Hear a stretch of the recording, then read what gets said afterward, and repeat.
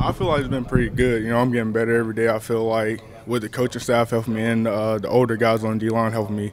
So I think he's doing pretty good. What do you feel like is the biggest step you took going through last season? Playing technique, learning a lot about the technique on D-line, playing in the SEC. It was pretty hard for me coming in. Even though I came in early, it still took me a good bit of time to learn how to get all the techniques down and everything. So I feel like I've gotten the technique down a little bit better since the past season. So. Now you got to come in pretty early. I think it was during bowl practice last year. When you kind of go into that, do you immediately sort of say, man, I've got a lot of stuff to work on? Or I feel like I did at first, but you're gonna always have something to work on, and I just kept working on it, and I feel like the things I needed to work on that I've gotten better at, and I'm still working on them. So, what is it like in the defensive tackle room with Taylor and Urick gone, and all of a sudden there's a lot of young guys in there?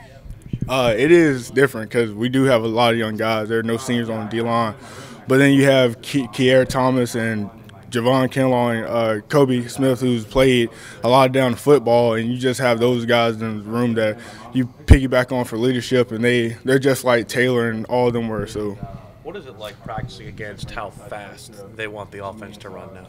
Oh, it is different. It is a whole lot different. So we're conditioning our body every day during practice, throughout practice, and out there. So it is a different experience doing a bunch of running and everything. Does it ever feel like it's slowing down? Do you feel like is it going on? You're getting slower?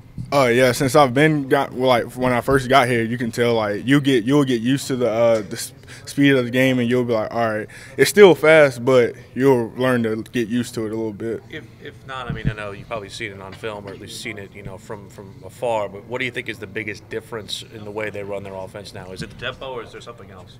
It's the tempo, the leadership and everything. It's all different. So.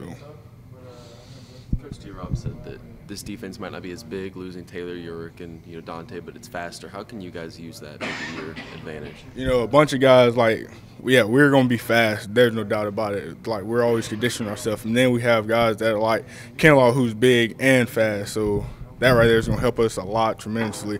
And then running up against the tempo, teams are not gonna be ready for us to be conditioned against them, but we are gonna be conditioned. So.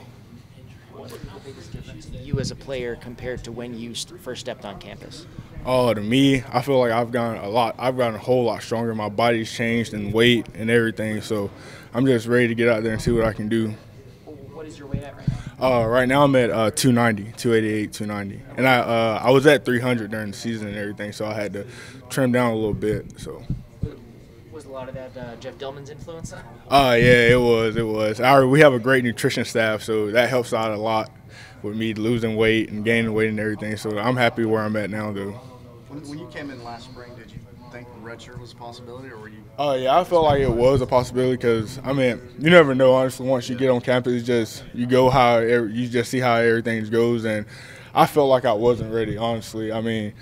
Just because I didn't know the techniques and all, and the game was a whole lot faster. But you just have to get everything on your belt, and once you have it on your belt, you'll be all good. What was the, main takeaway when you just look at the year in totality? What did you take away from 2017?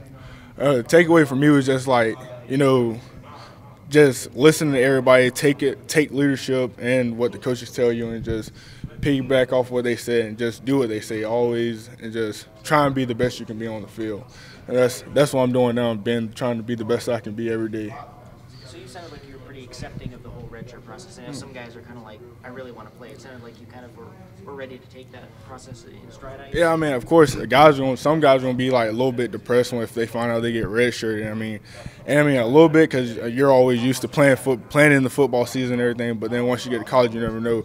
And that's how it was for me. So once I got redshirted, it was just like, oh, man, but it's a bright side to it. I'll have a whole extra year to play. I'll have a fifth year to play, and I was excited about that. So, what is that like with the level of competition at defensive tackle when, you've got, some of the guys you mentioned plus Tyreek and JJ coming in there?